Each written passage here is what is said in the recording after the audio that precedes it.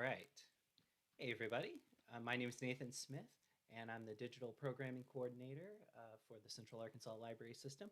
Thank you so much for joining me for Stream It with OBS Studio. This is the first time I've done this class. I'm excited to share this with you. This is software that I've used a lot, and and I've found it quite handy.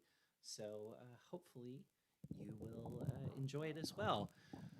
Before we dive in, there are just a few key things that I always want to make sure we get that we take care of up top. First of all, of course, we always have a bunch of cool live virtual programs happening here at the Central Arkansas Library System.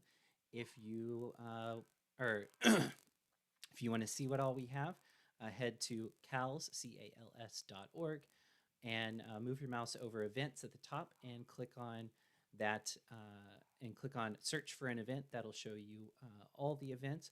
Or if you are just primarily interested in more technology classes, move your mouse over events and click on technology classes up at the top, and you'll find all of that stuff there. So that's number one. Number two, I always like to make sure that to say at the beginning that it's important to me that folks ask questions anytime that they come up. So if you have questions at any point during this session, please just let me know, and I will be happy to tackle those. If you're joining me here in Zoom, then you can head down to the bottom of your screen. If you're on a computer, click on the chat button and type in your questions there. If you're on a mobile device, tap the middle of your screen in the Zoom app, tap on more, and then tap the chat option in the drop-down menu there. And finally, if you are joining me on another platform such as Facebook or YouTube, you can type your questions in the Facebook comments or the YouTube live chat, and I'll see those as well. So let me know if you have questions, so that way I can make sure that I'm able to tackle them. Let's see. Oh yeah, in a similar vein, if you notice technical issues at any point, and it's a very complicated setup for this class, so that seems like a strong possibility that it might happen. If you notice technical difficulties, please let me know as soon as possible, so that way I can make sure that they get addressed and that we don't have to worry about problems with, so that y'all can get the most out of the content of the class, and you don't have to worry about, sort of, well, anyway, so you can get the most out of the content of the class. Okay, all of that is said, and now what I'd like to do is go ahead and dive into the material. So let me fire up my screen sharing here, and we will get things rolling. Let's see.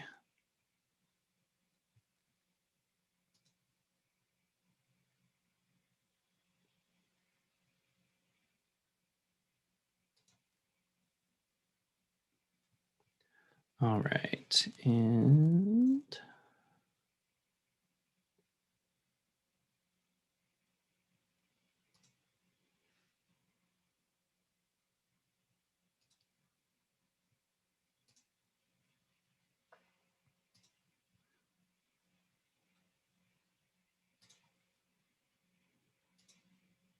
okay, cool. There we have it. So I've got my my OBS Studio window here in front of me, and we're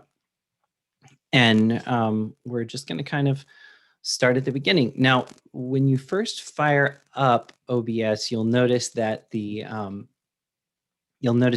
of get the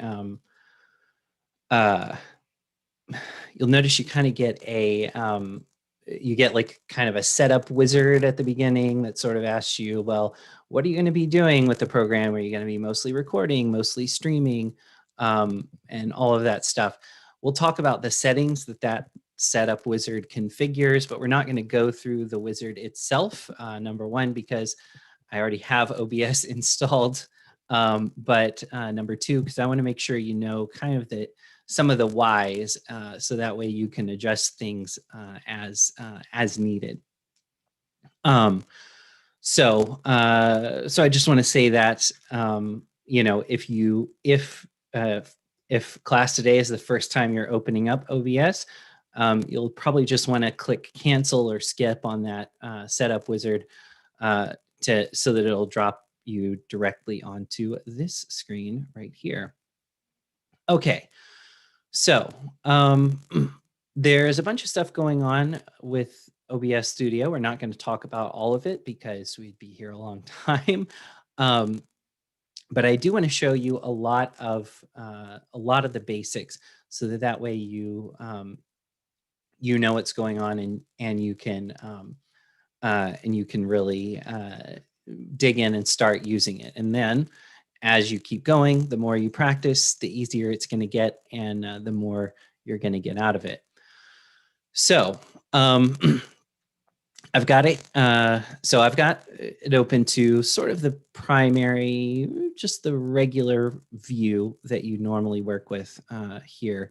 And we're going to talk about some of the parts of this layout bit by bit. The first thing that I want to draw your attention to is this sources area right here. So OBS Studio is designed to enable streaming video, obviously. That's why you're here. And so everything in the layout is sort of geared primarily towards that, towards making that making things run smoothly when you're streaming video out to the world. And so you can, one of the things that you want to be able to do before you even start is to kind of set things up, arrange stuff on your screen so that it looks the way you want it to look. Obviously, kind of the simplest setup to stream something out, if you're doing a live stream discussion of some sort, is just going to be to use your webcam. And obviously you'll usually want to use your webcam in some capacity or another, even if it's not going to be taking up, even if your face is not going to be taking up the full screen. So what I'm going to do is come over here under sources, and I'm going to click this plus sign. When I do that, I get a bunch of different options here, and we're going to talk about a few of the most common ones. One of the key things are, in general, though, what we're doing is we're getting, essentially, we're going to collect some different places that audio and video might come from, and we're going to set them up so that our audience can see and hear the things that we want them to see and hear for our stream. So I'm going to, so these are different types of sources that you could use.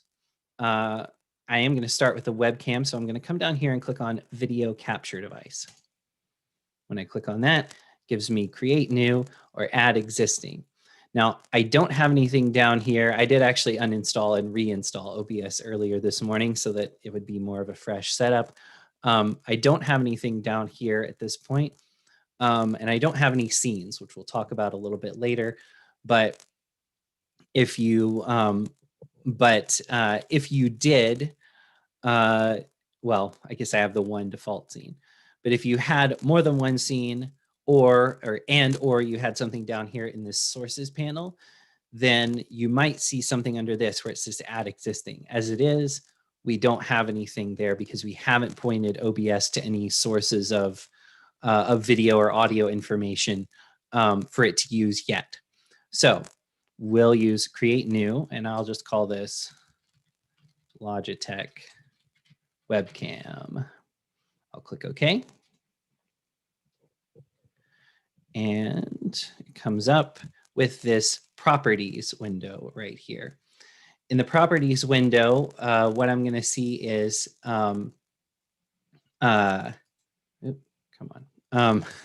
In the properties window here, I'm going to see the option to select a bunch from whatever cameras and kind of software cameras are on my device. Now that could be a number of different things.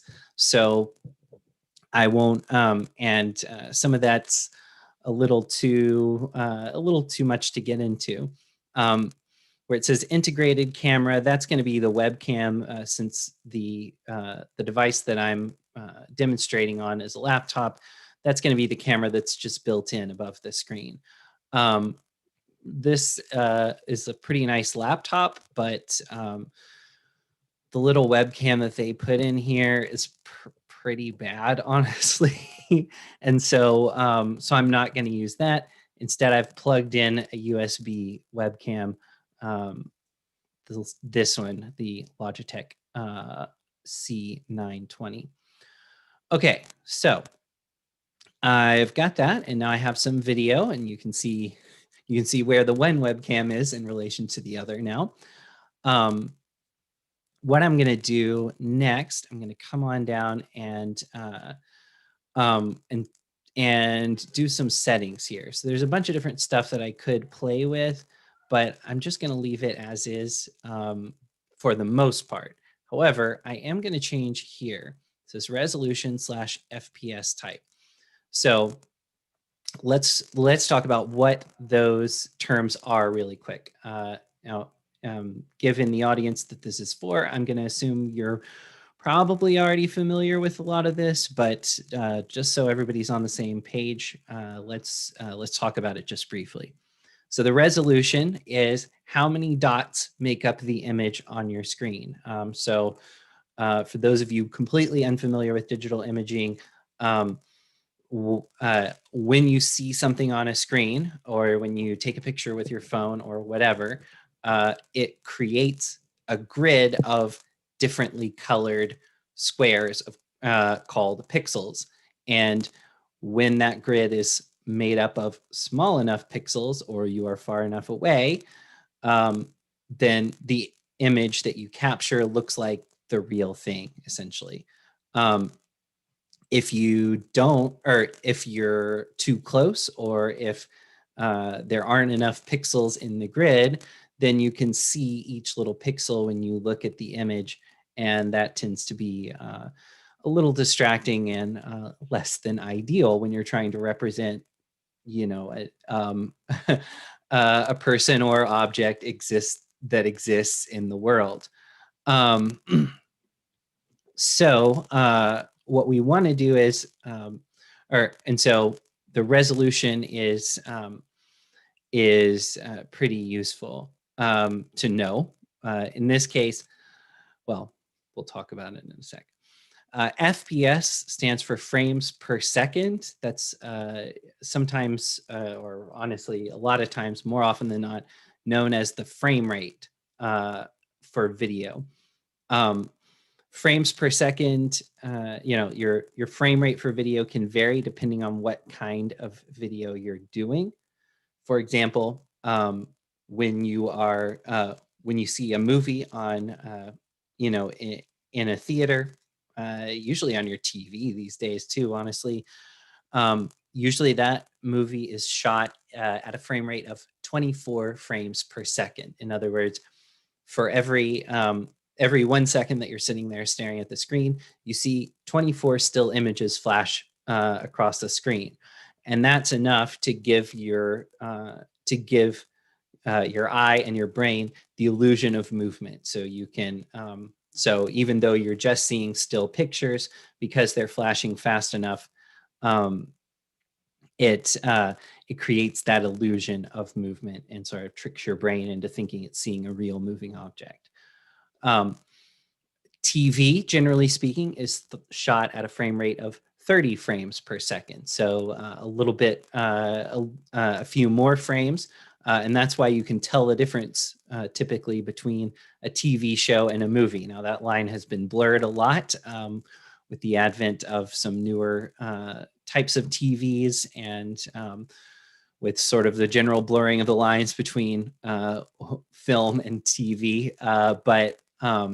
But in general, a lot of times if you're watching a TV show, you can tell right away it's a TV show. Whereas if you're watching a movie, you can kind of tell right away, oh, yeah, that's a movie. And that's usually why, even though you're not necessarily thinking about it, your brain picks up on that frame rate as a cue and says, hey, okay, it looks less like a movie and more like a TV show. And and you can tell. So so that's the so those are some common frame rates. In gaming, 60 frames per second is generally the standard nowadays. You usually want your games to run at around 60 frames per second. Some people are really interested in maximizing the frame rate on their devices, whatever they're playing on, and so the newest consoles and fancier computers can accommodate significantly higher frame rates than that, in the hundreds. And so you can definitely push that. Well, I say in the hundreds, over 100. I can't recall having heard of anything that pushes over 200 frames per second. But the reason that you want a higher frame rate if you're playing games, or some folks prefer a higher frame rate for watching sports also, is that it's easier to track what's going on. Your eyes blink every so often, and because of that, you're not watching 100% of the time. Because of that, if there's a delay between, if you blink and then there's a delay between when you open your eyes back up and when the next frame gets drawn on the screen, then that can slow down your reaction, or kind of take your eye off the ball or the puck or whatever for a few, for a few fractions of a second. With a higher frame rate, you're more likely to be able to track things, particularly moving things as they move around on screen. So that's pretty useful. There's a lot of cool but slightly weird technical stuff we could get into with that. But I just wanted to draw those two terms to your attention really quick, so that way we can move on with this. So I'm going to click where it says device default and change this to custom. The reason being, I've noticed that this is kind of more of that was more kind of a squarish image. And I know that my webcam is capable of a resolution, a level of detail of 1080p, which means 1080 pixels tall and 1920 pixels wide, which is kind of the standard frame rate, or the standard resolution for most TVs and a lot of monitors these days. So over here where it says, down here where it says resolution, I'm going to click on that and I'm going to choose 1920 by 1080, that 1080p resolution. And now you can see I'm in widescreen, and there's the kitchen door and all of that stuff. So I'm going to click OK. And now I have my webcam down here in the sources. Great. Okay, so so we have one source set up. Obviously, we're going to need to continue to build our scene a little bit here. So I'm going to click down here again, and this time, let's see. This time I'm going to add a window capture. So if I were, well, for example, if I were using OBS to teach a technology class, as I often do, then I would probably want to be able to show what I'm doing on my computer on screen, along with my face as I'm explaining things. So in order to do that, I'm going to click down here with the plus again, and I'm going to go window capture. Now I could go display capture. Display capture is going to capture my whole screen regardless of, or, all the programs, the taskbar, all the little menus and everything. Window capture is only going to capture one window of a particular program. And that's usually more what you want in this kind of situation, rather than sharing your whole screen. You usually want to share just a portion of things. So I'm going to click window capture, and we'll call this MS Edge. I'll click OK. All right, and now I have properties for MS Edge. And then down here under window, I can click, I have a drop down right here. I can change, and I can switch over so that I get the appropriate window here. Let's see.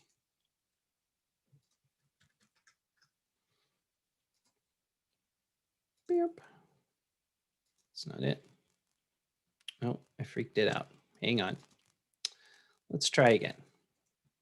Okay, so it showed up here, but it's not actually giving any video. I'm going to click right click on it and click properties in the menu to pull this box back up. You can do that anytime with a source. It's pretty straightforward. Okay, there we go. msedge.exe, channel dashboard, YouTube Studio, blah, blah, blah, blah, blah. Okay, so we have some settings down here. We're not going to really dig into this other than, so the, where it says capture method automatic, you can change what software it's using to capture your screen. Usually that's not necessary. Automatic works just fine. And then window match priority. So window title must match title, otherwise find window of same type, match title, otherwise find window of same executable. So what's happening here is if you have more than one window in a particular program, you can have, essentially, you can change those settings to allow OBS to switch between the windows, so that way you don't lose your screen capture if you switch windows or close one and open another. That's pretty useful. I'm going to leave it match title, otherwise find window of same type. But we could, you can play around with it and kind of see what works best for you. Capture cursor. In other words, do you want your mouse pointer to show up in the screen capture? Usually you probably will, so you can check that box if you want or not. And then client area, I'm actually not sure what that one does. That's okay. It's the default, so we'll leave it. I'll click OK. And now, lo and behold, I have my Microsoft Edge window here where the YouTube channel dashboard is pulled up.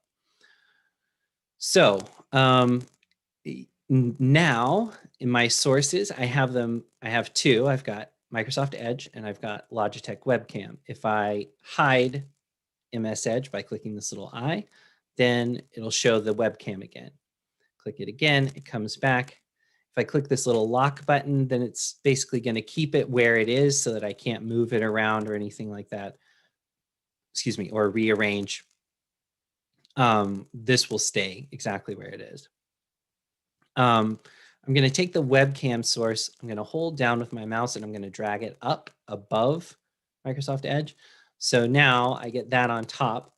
But since I'm going to be demonstrating some software, what I'm going to do is actually come up here to the top, make sure that Logitech Webcam is selected here, click on the little dot in the corner, and just drag it to resize a little bit until I get something like this. This is fine for now. And so now I get, now I can kind of, now you can see what, whatever I might be doing in the, in the program. And you can also see me in the webcam at the same time. I can also make some tweaks here. So for example, under the webcam, if I right click on this, I can click filters and I can add some filters to it. There's a bunch of stuff here. Again, we don't have time to get into too much of it. I will say, if you have a green screen, which might be, which depending on what kind of look you're going for, might be a good idea. Then the chroma key and color key options are going to be what you'll use to green screen your background out, basically, and leave just you in front of it. But what I'm going to do, because I don't have the green screen behind me right now, I'm going to come over here and click on crop /pad. I'll click OK. I could rename this if I want to, so I can kind of say what different filters are doing as I add them on. And then I'm going to, then I can crank up the left. I think I ended up with about 300. Yeah, something like that. And maybe I'll turn the right cropping up a little bit. 100 maybe. Maybe 150. Nope, 200. There we go. Nice. All right, so now once I've got this looking the way I want it to look, I can click close. Now, the difference between these two, you've got audio and video filters and you have effect filters. So your audio and video filters, a lot of this stuff is audio, but you can do things like changing the the syncing in case there's a delay between your audio and video, and things like that. There's a lot of stuff you can do there, particularly with the sound. That's going to be sound specifically, though, that's coming from your webcam microphone. So if you're using your webcam microphone as your microphone, then that'll work. That will help you. If you're not using your webcam mic as your mic, then you might as well ignore this. And then this down here will give you various effects that you can apply visually to your your video. Okay, I'll click close. And I can move that down to the corner. And now I have a little more space where you can see more of my screen, but you can also still see me. I'm sitting in a chair. It's not like I'm going to be moving around trying to fill up the whole frame with action. So, so this works just fine. Okay, let's see. So I'll click the plus again. And this time, let's say I want to add an image. I'll click on image. And then it says create new or add existing. Again, this is just existing sources that have already been brought into OBS. If you're not using, obviously the image is probably going to be something you've made in another program outside of OBS, since it's not an image editor. But you're still going to click create new, even though the image has already been created. So let's see. I'll call this one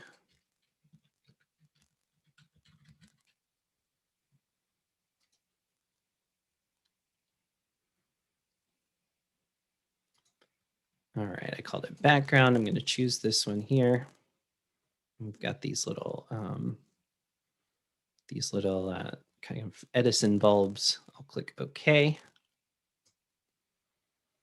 And now you'll notice if I zoom out on this a little bit, you can kind of, let's see, you can kind of, well, you can see there's a lot of the image that I'm not getting here. And I can resize it just by dragging down a little bit and kind of just like keep going. A lot of times this is just the easiest way to do it.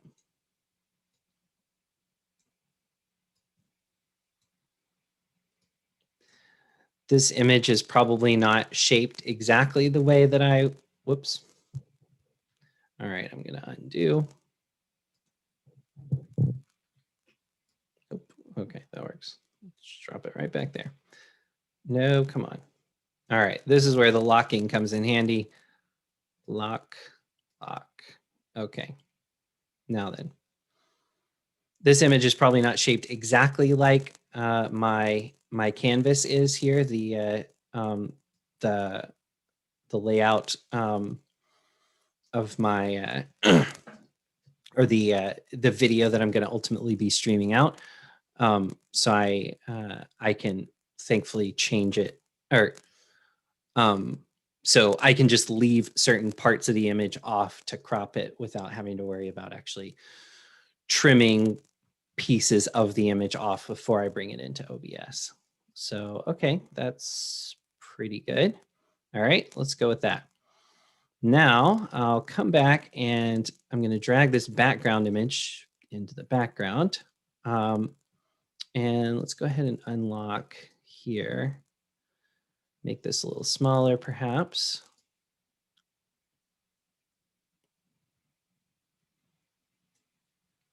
And something like that. Then I could do something like this, and I could put various other bits of information or animations or whatever around the sides here.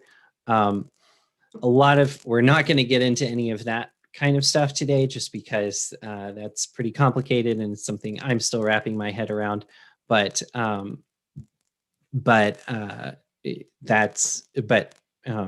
you can certainly do that this way. Okay, so so we've got our image, we've got our camera, we've got our screen and window capture, and now let's talk about the hardware a little bit. So another thing that we need to do is bring in the microphone. So I've got a microphone attached to this with a USB audio interface. I'm going to click the plus sign right here. I'm going to come up to audio input capture. You don't have to have a particularly fancy setup to start streaming, but I do have a couple of recommendations. One is you want to have a decent microphone because if you are because you're going to be talking, and if you are talking and it sounds bad, then people are not going to want to stay and listen. And so so you do want to have a decent microphone. There are a bunch of different options out there. This one that I'm using right here is the what is this called? The Samson, so SAMSON Q2U microphone, which is relatively inexpensive. Comes with a little stand and a bunch of other stuff.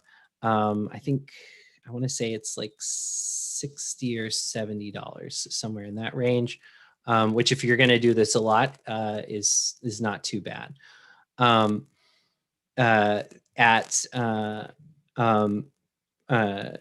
In my office at work, I have a Blue Yeti, which also works quite nicely and looks pretty cool too. That one's about $130.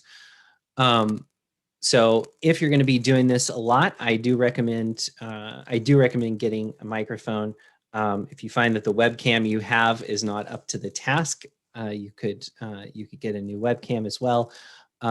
The model that I'm using, both of these cameras actually are the Logitech 920 series. And the newer one, the one up here, is the 920S. So that's works pretty well, but there are also plenty of other good webcams out there. If you don't have any, if you don't have anything in the budget to spend, though, you can start out pretty simply, honestly. Just put in a pair of headphones. You'll need headphones because you're going to, with the way that, because what's going to happen is if you are listening to sound out loud and it's feeding back into the mic and then out of your speakers and into the mic and out of your speakers, eventually that's going to cause a feedback loop, and that will be a problem. So you definitely want to have some kind of headphones as you're going along. That way, the audio when it comes out, it may go into your mic, but then it'll just come out of your headphones and not back into the mic. So that's super duper important. I run a lot of Zoom events, and on Zoom, it's a blessed day when everyone wears headphones because you can hear things a lot better. So definitely pull out your headphones. It doesn't have to be anything fancy. You can use the dollar store ones, but you need headphones of some sort. And then, you know, if it's in the budget and if you find you don't have something adequate, you can look for a microphone and a camera. The other big thing I'll say in terms of equipment or hardware setups, I guess, is if you're working with, that I do recommend in general using using an Ethernet cable rather than Wi-Fi, if at all possible. Sometimes that's not possible, just depending on where you are.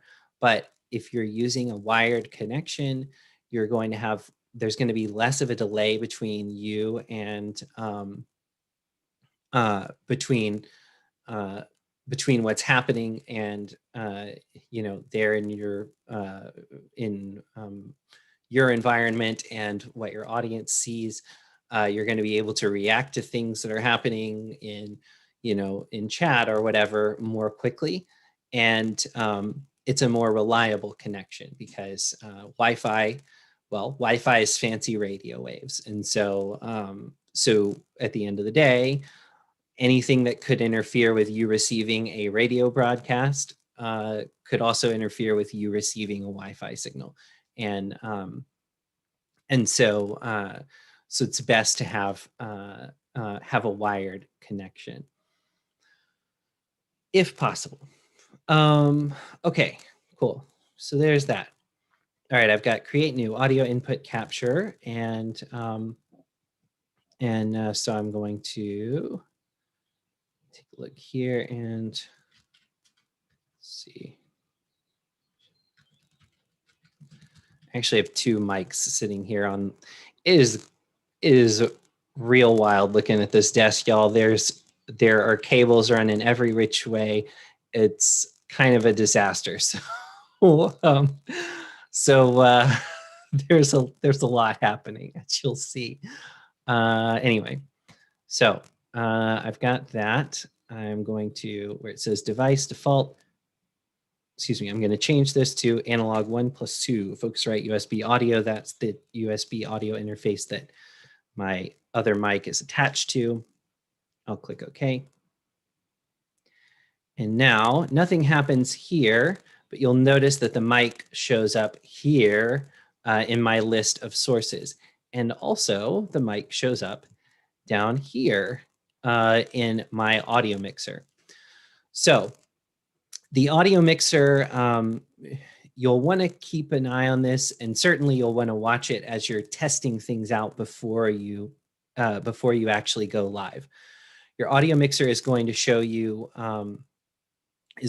where your input is coming from and how loud everything is. As long as you, generally speaking, what you want is to be at the when you're speaking in a normal volume or the volume that you're going to use. If you're going to shout into the mic, you might crank it down a little.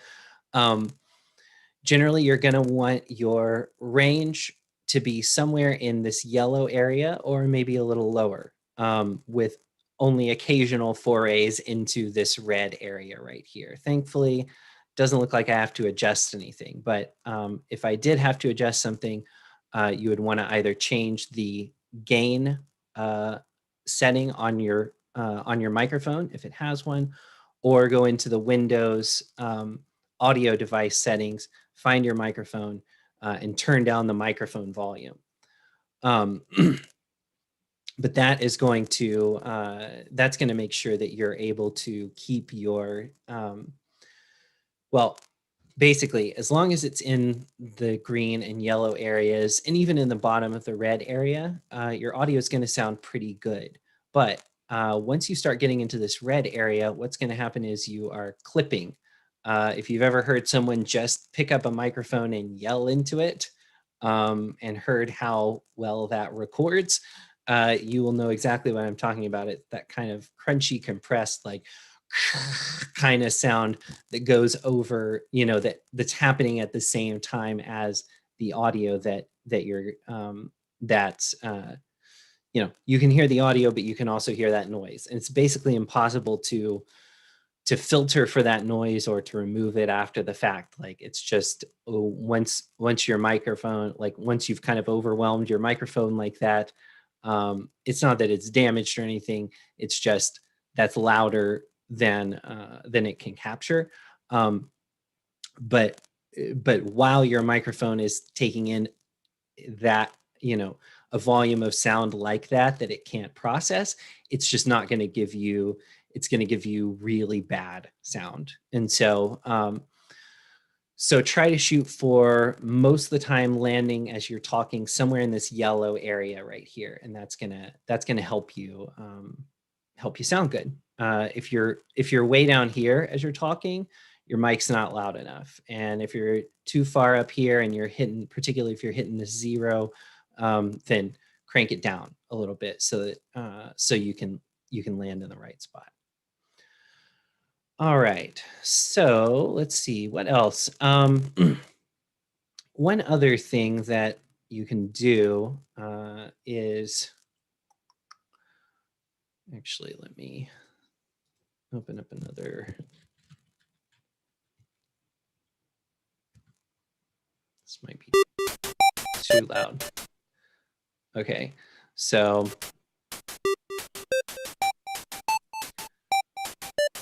I'm going to switch back over. Okay, you'll notice I've got my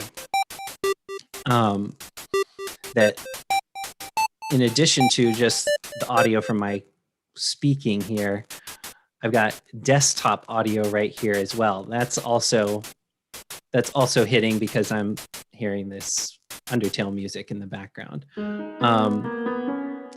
So I want to make sure that anything else that I'm using as a sound source is also set to the appropriate levels.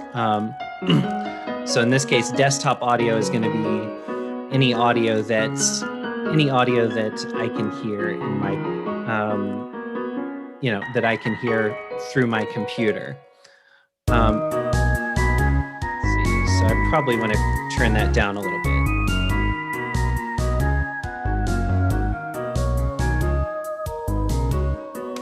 There we go. Okay, that's good. So I want that a little lower in the mix because I'm going to be talking, and I don't want it to be primarily music and then talking, you know, underneath that, trying to fight with the music to be heard. So I might actually turn it down in the.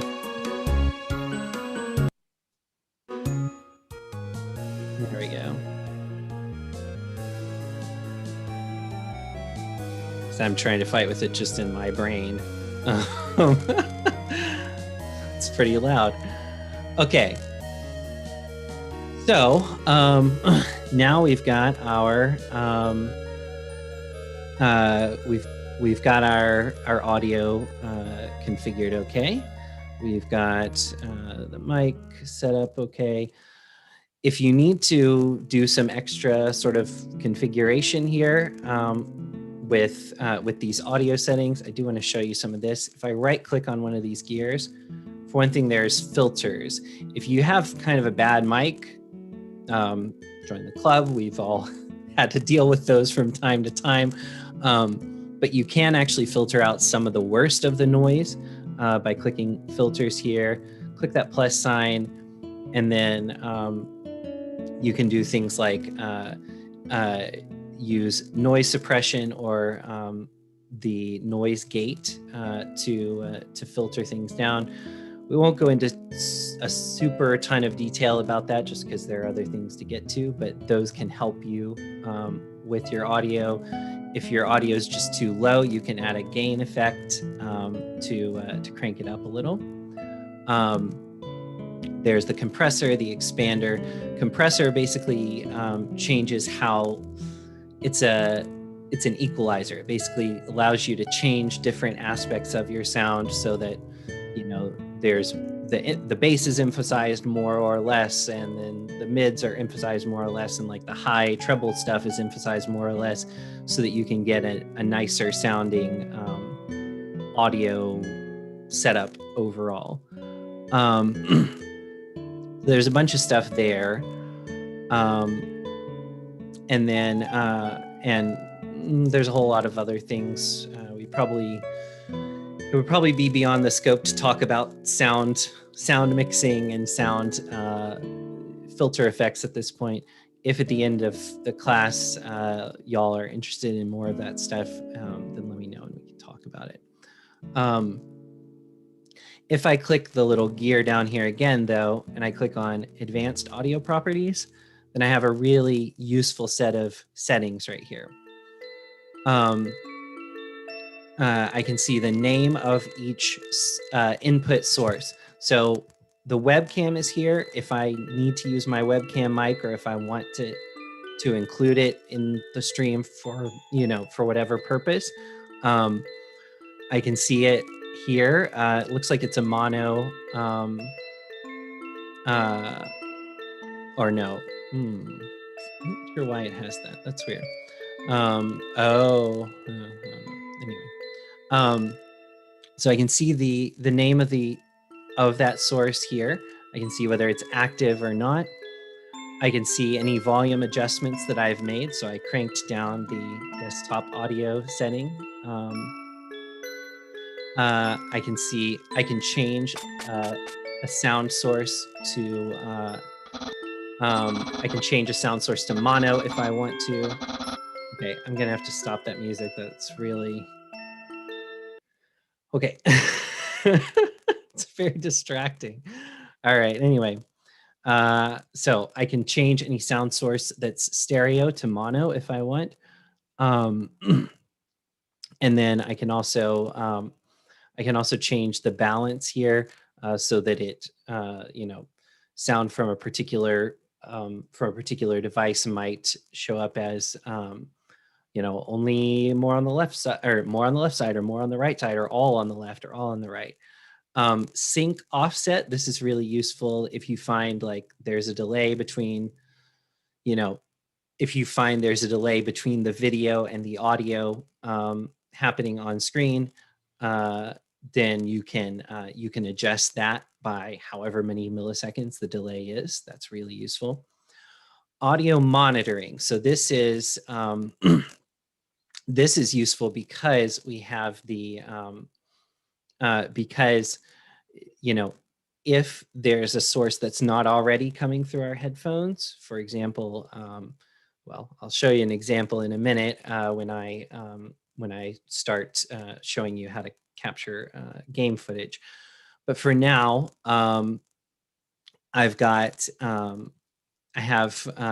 but anything that where I'm not hearing the audio, but it is coming in, I can change whether or not I hear it through OBS. So if I turn monitoring on with the desktop audio, it's going to be a disaster because, excuse me, because I'm already hearing that audio in my headphones.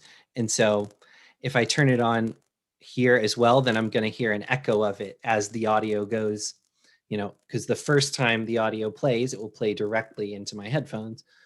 Then as the audio plays into OBS and OBS processes it, it'll send it back out to my headphones, so I'll hear everything twice. But it's really useful for microphones. If I want to hear what my mic sounds like, I'll go monitor and output like so. And now I can kind of tell, like, I can hear how my mic is sounding through the through OBS. If I want to hear it, but I don't actually want my viewers to hear it in the stream, I can switch it to monitor only, mute output. So that way I hear it, but nobody else does. And then finally, these tracks. So you can leave this alone if you want to. By default, anything where there's a track next to one will go out on the stream. The rest of these tracks are more for recording. If you're recording multiple audio tracks for your video, for some, for some purpose or other, let's say that you're recording multiple language tracks as you're using OBS for, for something that you want folks to be able to watch later on. You can assign those other language tracks to one of these other audio tracks, and then it will, and then OBS will record it into the file when you record your stream in OBS. So just bear in mind, unless you change the default settings, only track one will go out to your stream audience, and they're not going to be able to switch between different audio tracks, which is unfortunate. It'd be cool if they could, but that's not how any of the streaming platforms work at this point. So those are your audio settings. I will go ahead and close that out. All right, let's see. So there's another type of setting that I want to show you, which is, or there's another type of source input that I want to show you, because I know some folks who watch this might be interested in doing game streams. So I'm going to click the plus sign down here one more time. And this time I'm going to go to video capture device again. Oh, you know what? There's actually two more. I almost forgot one. So another thing that I could do here, in addition to just having a static background image, I'll go ahead and actually get rid of that for the moment. Instead of just having the static background image, I could even add some other type of media. I could add audio or a video. So I'll click on this plus and click media source. We'll create new. I'll call this video BG. And then here where it says local file, I'm going to click browse to find the file. There it is on my desktop. I'll click open. This is a little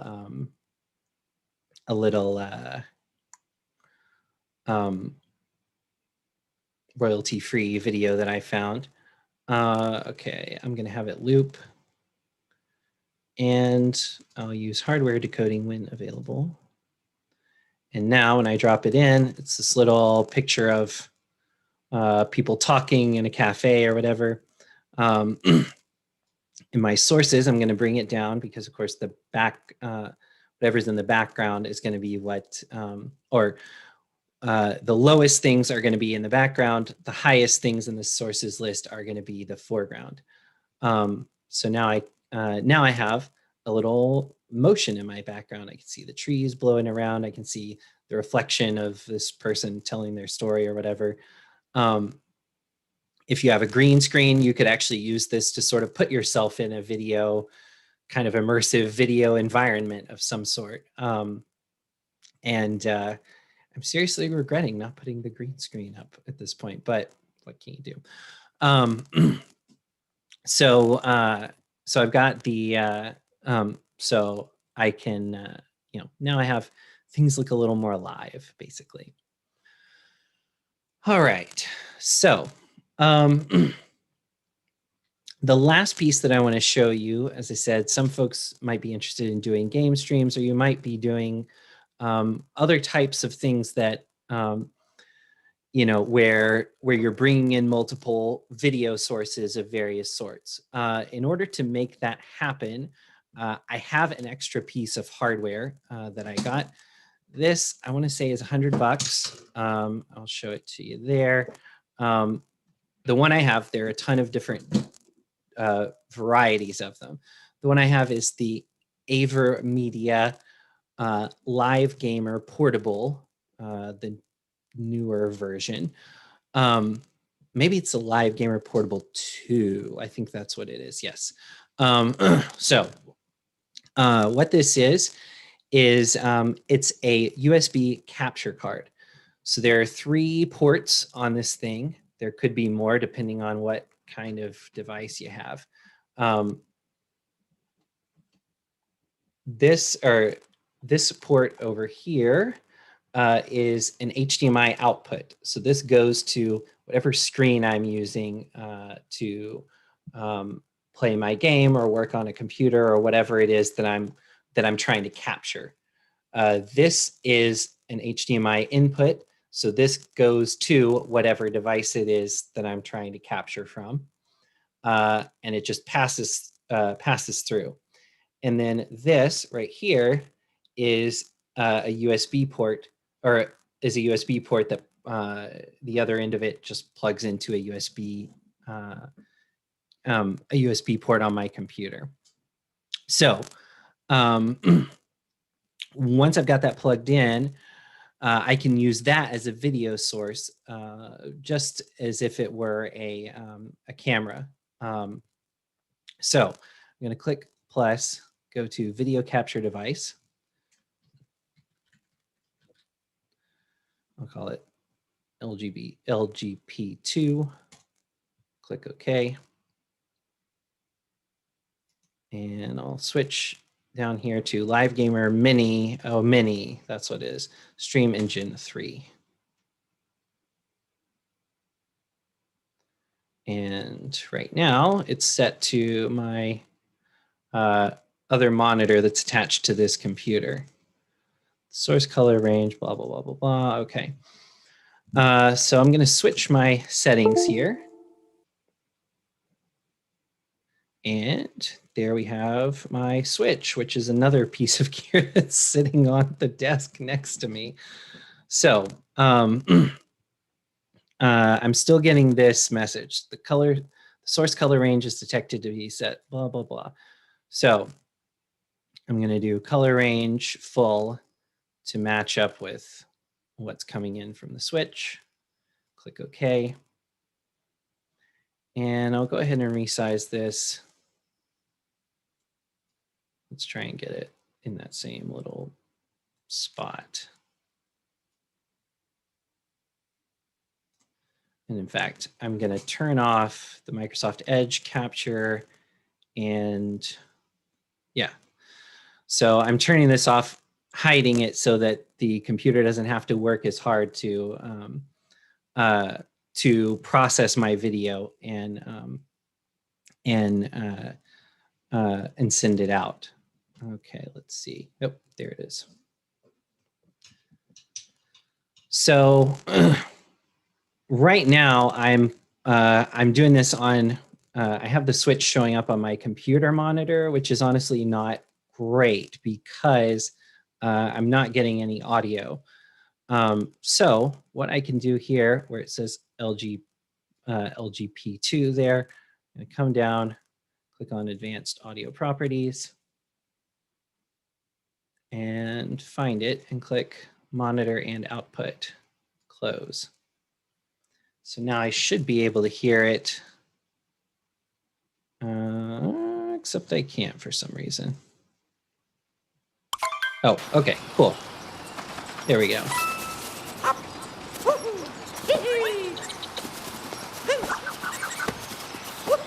So now you can see I can play. I've got my video thing that's happening, or I've got my video background in the background of my stream here, and I'm getting audio from the game as well as audio from my mic, and everything's working really well.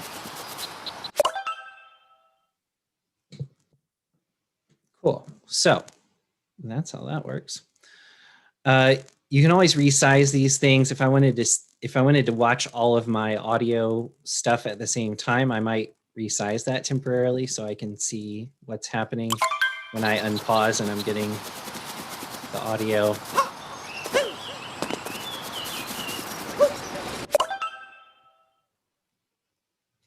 And it seems like something's happening here.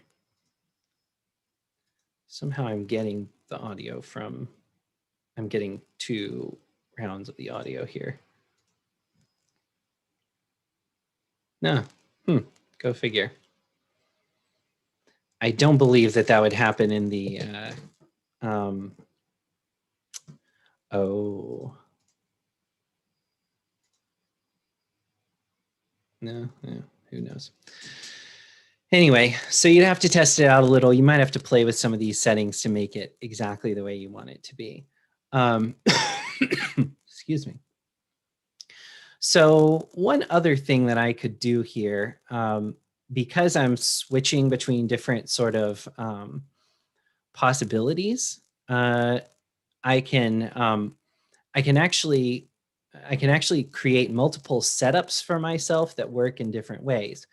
So the easiest way to do that is with scenes. So what I'm gonna, because I could live during my stream, like if I want to go, let's say that I want to switch to my screen share of Microsoft Edge there.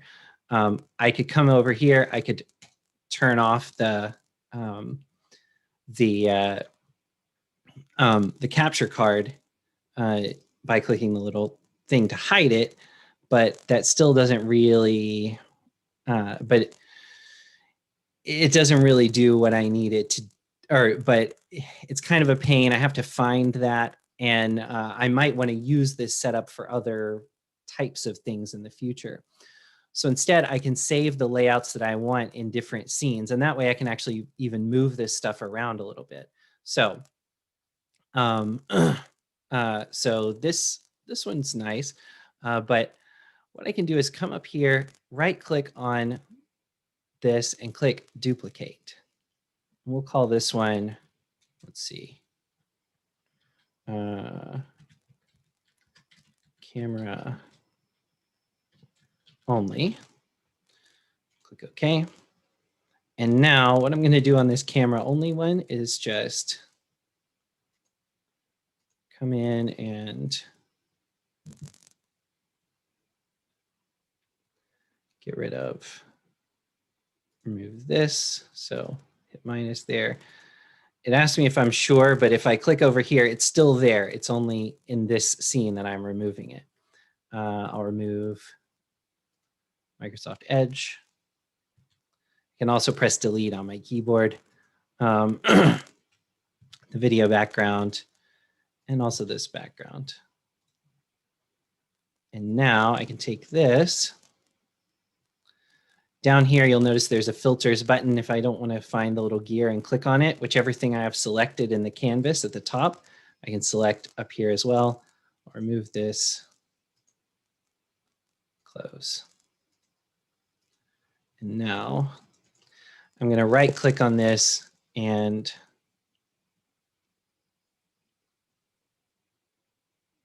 where was it? Transform, and I'll go to fit to screen because the canvas here that I have is the same size as my video. And now if I switch over here, this looks exactly the same. But if I switch over here, it's only the camera.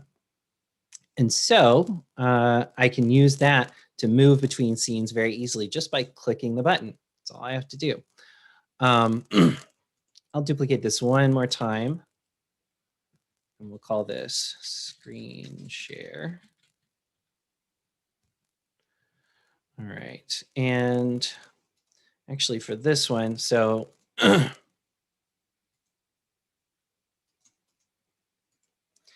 I'll rename this one. So I'll right click and call this one game stream. And I'm going to remove Microsoft Edge from there. and the video background and just use the light bulb background. So that way it's not movement everywhere. When I go over here to screen share, this one I'm going to get rid of the capture card. And now I have, I can screen share. There's a little bit of motion here, but I'm not necessarily, I'm not, you know, I'm not bogging down my computer by having it decode decode the, playback the video and also decode the what's coming in from the capture card and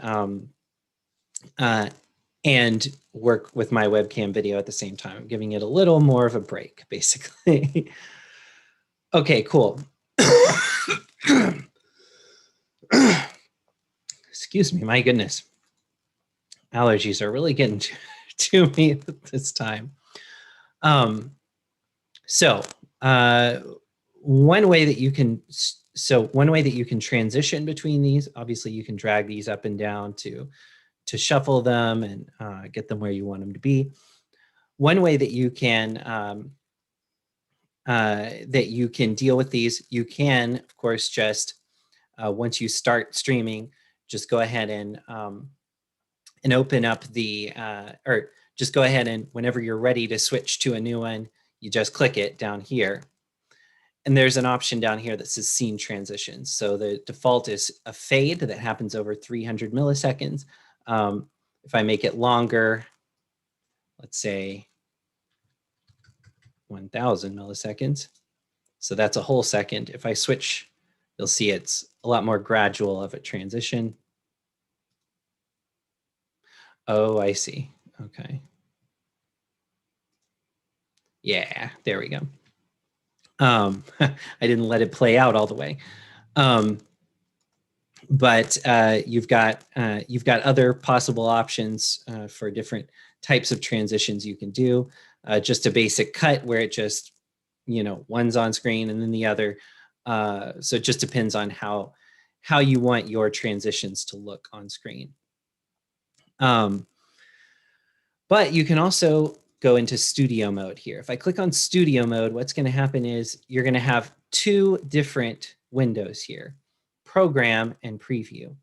So the way that this works is right now, or is the canvas that I've been working with right now so far, it basically moves over here to this preview area. And I can use this preview area to kind of move things around, reconfigure, create a whole new scene if I want to, whatever I want to do there. But then, or I can click on one of these scenes to switch to it. So screen share. And then so that it doesn't bog my computer down, it's not playing the little video back there. And you'll notice whatever's happening on both sides here is what's happening on my, is what's happening, or whatever's happening now live is going to show up on both screens from the various sources that are involved in those scenes. And then when I'm ready to switch from one to the other, I just click transition and it fades out. And this, whatever you see over here is what's actually going out to the audience. So that allows you to kind of set things up, to set things up the way you want them to be and make those transitions. And you can even pick more transitions to be here sort of to trigger them by clicking the buttons or clicking this little arrow to make some changes there. Fade to black. Then my audience is just seeing a black screen for now. And then there we go. So that's really useful because then you can kind of plan what you're doing. So before you make it live. So let's talk about how to go live. You've got several, well, you basically have 3 different ways that you can use the output from OBS. And you can turn any of these on or off at any time, basically. You can use multiple at the same time, or you can just do one at a time. I will say, the more of these output options you use, the harder it's going to be on your computer. So you want to make sure that you are, you want to make sure that you're doing what you need to do, but not,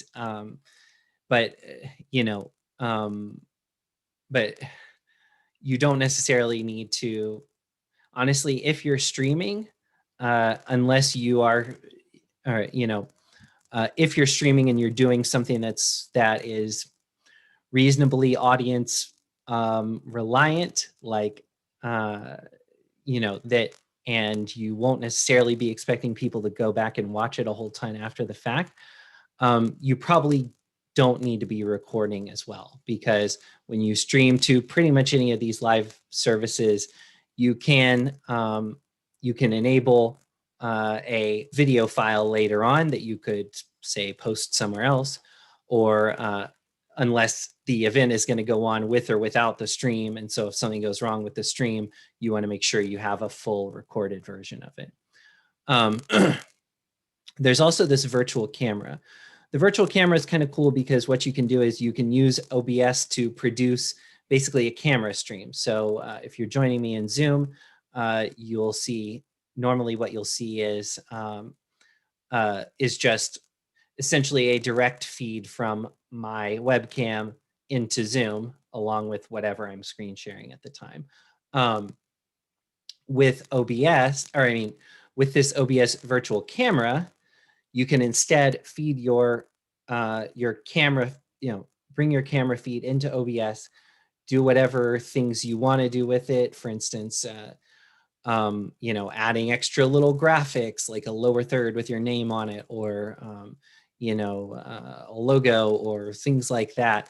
And then from there, stream it out into Zoom or whatever, Microsoft Teams or whatever you're using.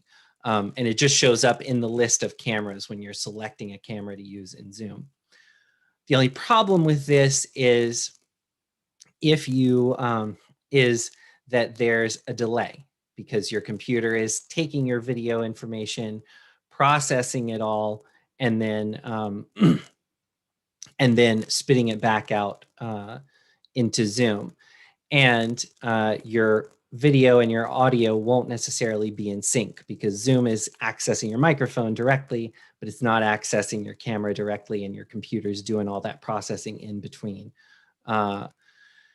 And so it just depends on what you're using it for. If it's something like Zoom where it's super real time and there's going to be a lot of interaction between you and everybody else, it's probably not going to work out so well. But then again, you might be, say, teaching a technology class as a webinar, and then it would likely be fine. So just up to you. Okay, so I'm going to switch to camera only here and transition. Studio mode throws me off sometimes, so I'm going to just go live. Okay, so let's talk about how to actually get this to a streaming service. Now, there are a lot of streaming services out there, and you can use them for a lot of different purposes. I'm not going to go into each and every service and the particular quirks and peculiarities of them, because that'd be a whole class in and of itself. And we're focusing more on OBS Studio. But obviously, the whole point of using OBS is to be able to live stream somewhere. So how do we make that happen? What I'm going to do, I'm going to show you my in my web browser how I would set up a stream for YouTube Live. And then, and it's a very similar process for most of the other streaming services. It just kind of depends, and we'll talk about some of that, as we move forward. So switch back over to Microsoft Edge. Excuse me. Okay, So I've got a YouTube tab open here.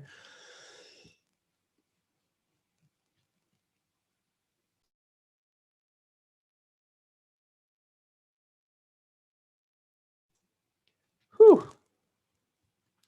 Allergy season. I've got a YouTube tab open here, and what I'm going to do is I'm going to come up to the top where it says go live and click on that. That's going to give me a few different options. Now, hey, look at this. We're live streaming right now. What do you know? But this is going to give you some options to manage your your streams in various ways. If you click on this stream option up here at the top, you're going to see like the option to essentially you're going to see all of this stuff. If you're just like, okay, I got to go live now as quickly as possible, you can fire this up, click here, and then use this setup information to quickly get your stream going. So that way you can you can start it up without too much trouble at all. This webcam here will just, rather than you using some software to stream it, like we are doing with OBS, that'll allow essentially use your web browser to access your webcam directly and your microphone and just stream like that. So that's also an option. And then there's this manage, which allows you to actually schedule a stream. When I click on that, I can either click reuse settings or I can click create new.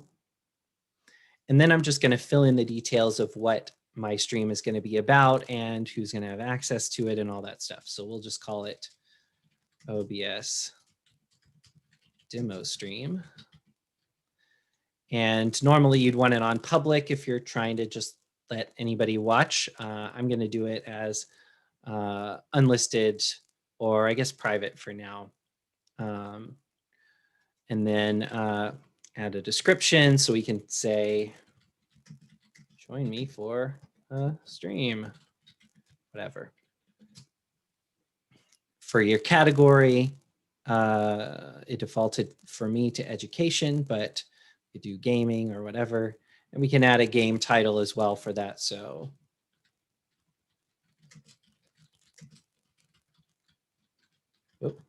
only one D.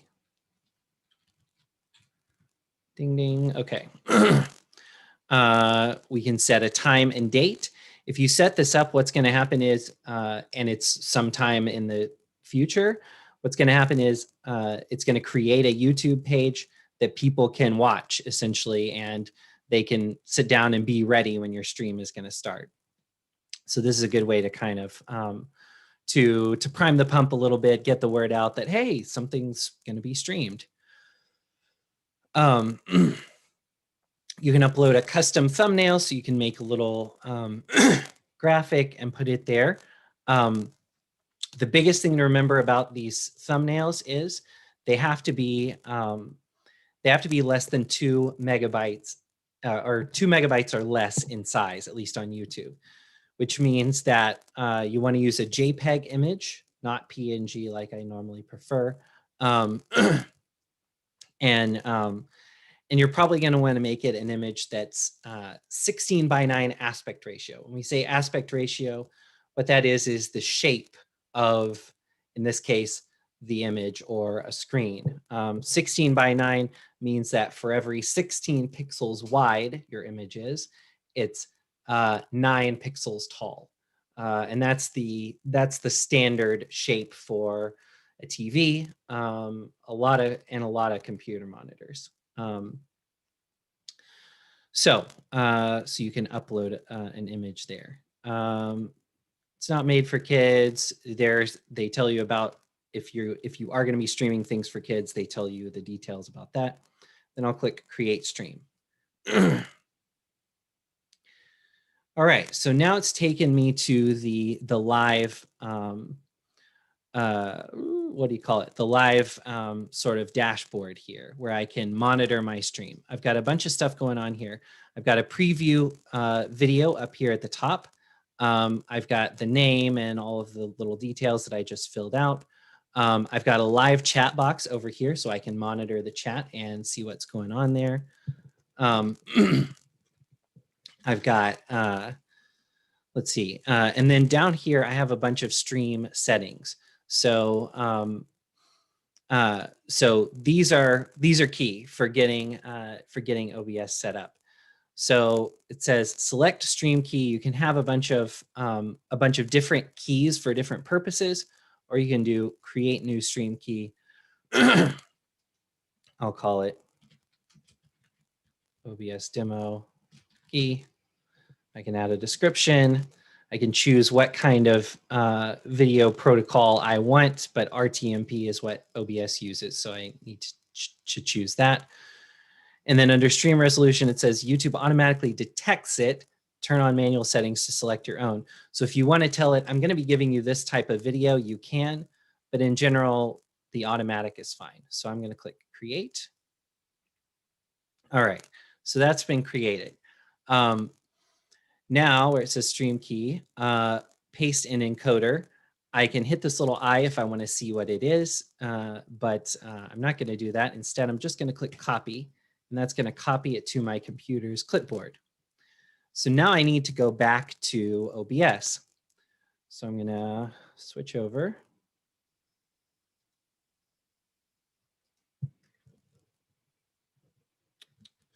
There we go. And I'm going to click on settings down here.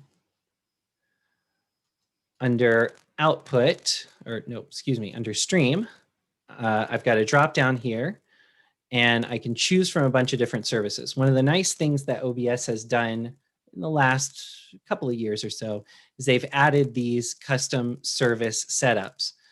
So if I choose like Twitch, for example, I can actually click connect account or YouTube. Well, for YouTube, it's not letting me do that, but that's okay. If I go completely custom here, then what that's going to do is expose the two settings that I really need to deal with.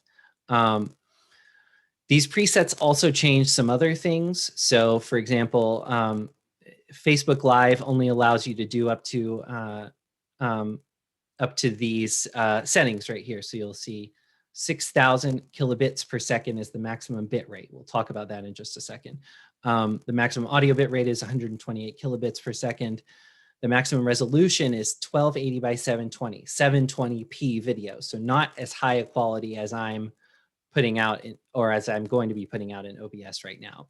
And then maximum FPS, so my maximum frame rate, the number of still images flashing on the screen in a second, is 30. So if I wanted to stream a 60 frame per second game, I'm out of luck on Facebook.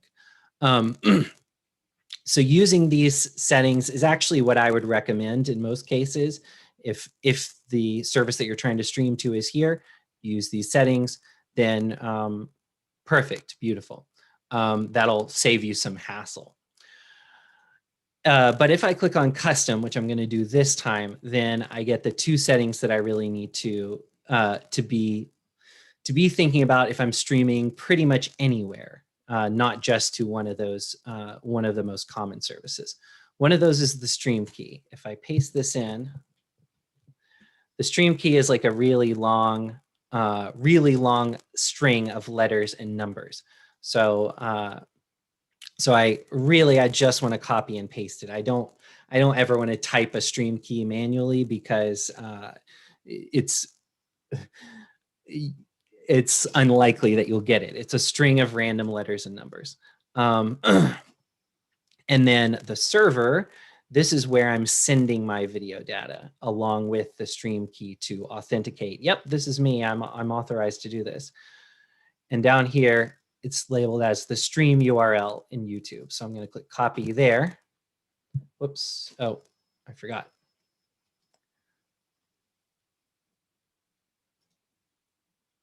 Okay, down here, it's labeled as the stream URL. I'll click copy. And now I'll head back to OBS.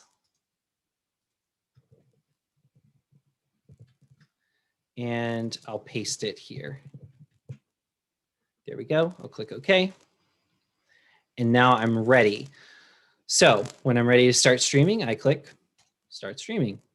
And then OBS starts sending my video data to YouTube in this case. Now down here, I've got a bunch of status information, and I want to keep, you know, an eye on this, not watch it incessantly, but keep an eye on it. So dropped frames 0, which is 0.0%. That's great. So what that means is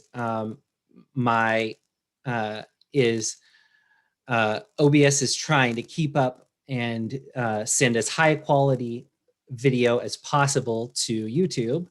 But sometimes if I'm giving it a lot to do, it might fall short on that, and it might not be able to encode some frames in time to send them out through my stream. So if I start seeing, a lot of frames being dropped, then I know I'm probably working my computer too hard, basically. And so I might need to pare some things down, which we'll talk about in a sec. It tells me how long I've been going live, how long I've been recording, which I'm not. If I click start recording though, then I'll also start recording. It tells me how hard my computer's CPU is working. So that's pretty important, particularly if you're on a laptop that doesn't have a separate graphics card, or a desktop that doesn't have a separate graphics card. You want to keep your eye on that, and if that gets really high, then your computer might need an upgrade, or you might need to close some programs, or do some other stuff in order to get a decent stream. It tells me what my frame rate is. This green is showing me how much information OBS is actually putting out in kilobits per second. So it seems like it's fluctuating between, say, 2,700 and 2,500 or thereabouts. So that's pretty decent. Okay, so if I switch over to my, actually, let's do this side by side. All right, I'm gonna, okay. So now I've got both open here next to each other. And you can see over here in YouTube that my video is going out, and I am, or that my video is going out of OBS and it's circling back around to get to YouTube. Obviously, this is muted because otherwise I'd be hearing myself, and I might be hearing duplicates of any music that I'm playing on the stream or things like that. When I'm ready to go live, I'll just click go live. And now I'm live. So now I can, I'll see down here under, it switches me to this analytics tab. I can see the number of viewers, how much chat is going on, how many people have watched the stream, their average watch time, et cetera, et cetera. I can manage the chat here. So if somebody's chatting to me, I can chat back with them, or I can just watch it and respond verbally, since I'm on mic. And then if I want to switch my layout, then I'll go over to my, then I can just switch scenes here. And lo and behold, after a moment, there is a little bit of a delay. That's okay. After a moment, we should see this stream, or the stream, switch over up here. It is a bit of a delay. And then you'll see it send out the video here. All right, so that's the basics of it. When you're done on YouTube, well, you'll normally just hit end stream here. You usually want to do that before you go into OBS and click stop streaming or stop recording, so that way you can make sure everything's working okay. I will hit end stream. End, thank you. Stop recording, stop streaming. And then, all right, so let's talk troubleshooting for a few moments, and then we'll wrap it up with whatever questions y'all might have. I'll change my sharing settings back. Okay, cool. So, by the way, I showed you streaming with a since I'm using the Switch, I showed you streaming using the capture card. One of the things that one of the nice things, if you have a good computer for it, one of the nice things about game streaming from game streaming PC games is that you don't need that extra hardware. Now, on the downside, you have to buy hardware for your computer you have to buy a computer that will run a game well and encode your stream at the same time, which is not nothing. But if you have a computer that's up to the task and you're playing, and you're streaming PC games, you don't necessarily need that extra piece of hardware. If you're streaming on Twitch specifically and you want to do game streams,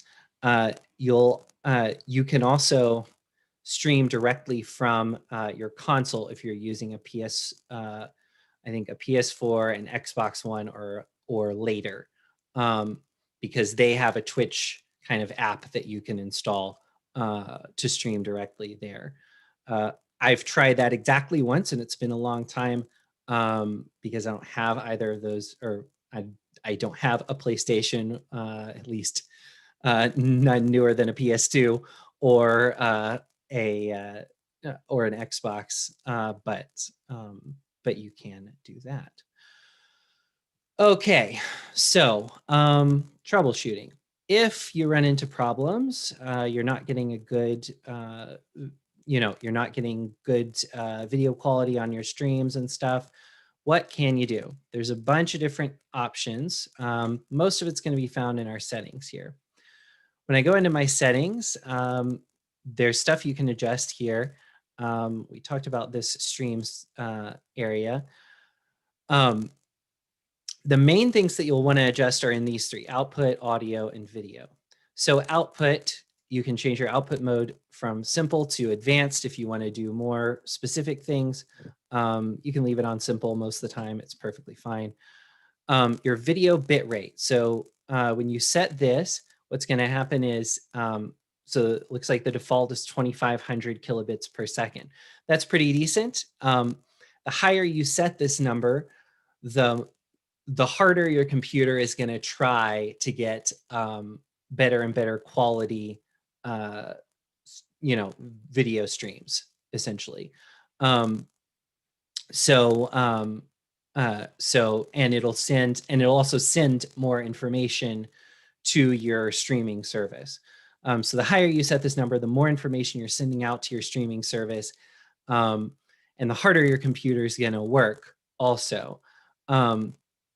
At some point, if you set this too high, depending on what streaming service you're using, they might not accept a bit rate above a certain period. I think we saw with Facebook, 6,000 kilobits per second was the highest bit rate that they would allow. So you want to set this in a balanced place, but you can adjust this if you find like your video quality is not going great, or if you find your computer's dragging a little bit when you're trying to stream. Your encoder here, there's software, and there are two different hardware settings for me.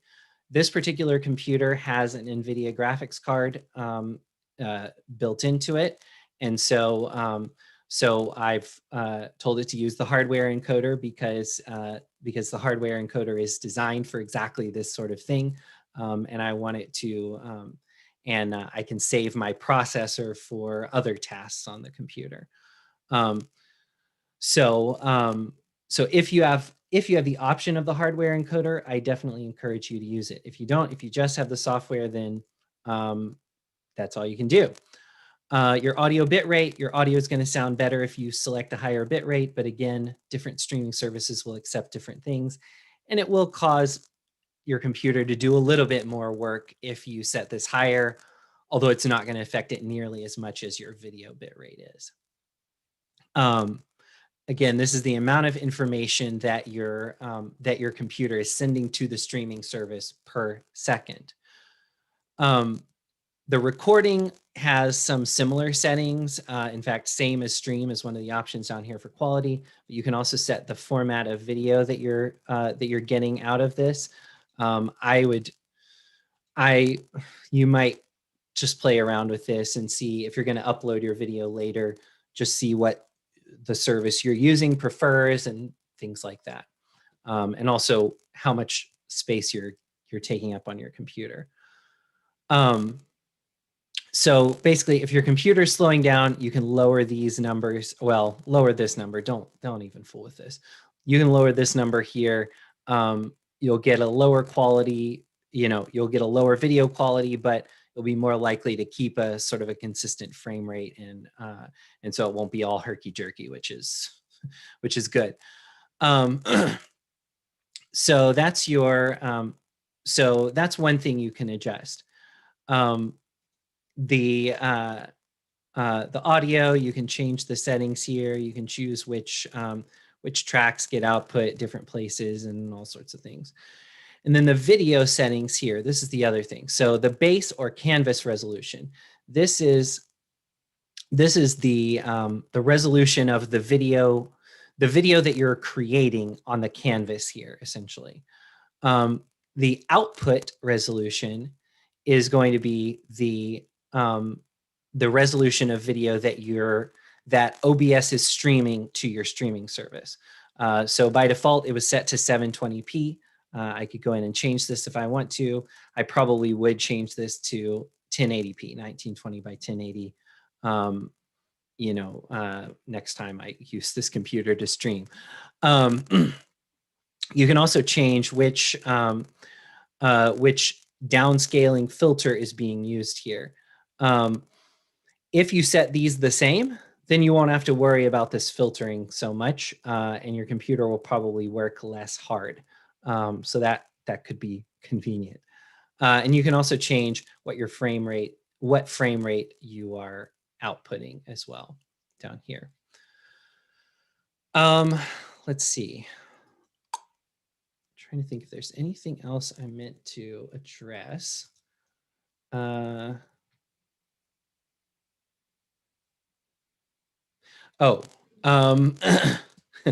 I guess the final thing I'll say is if you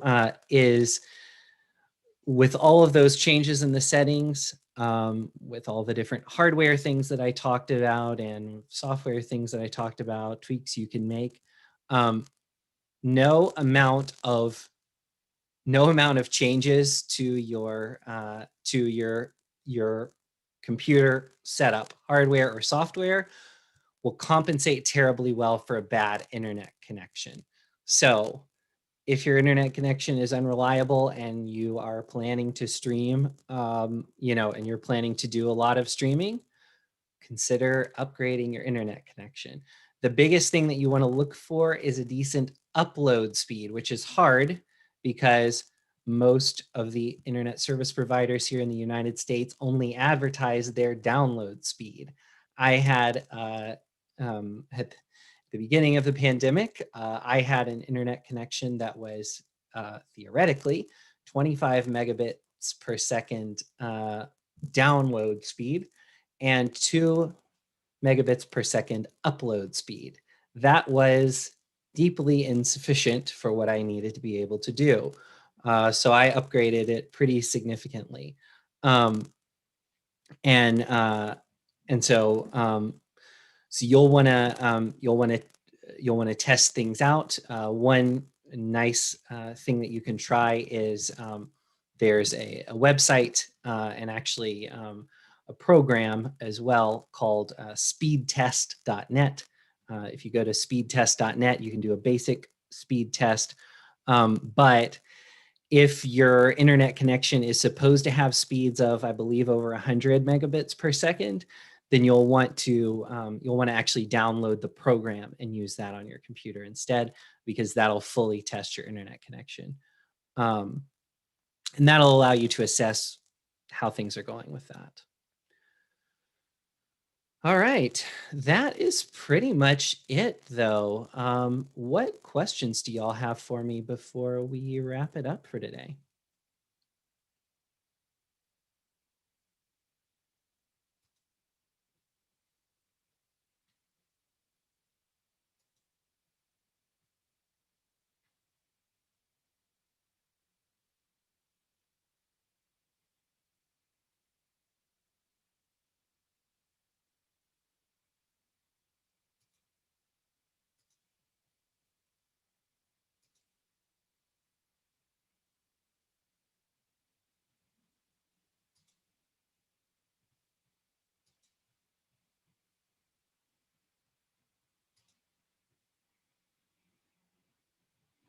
All right, I don't see anything.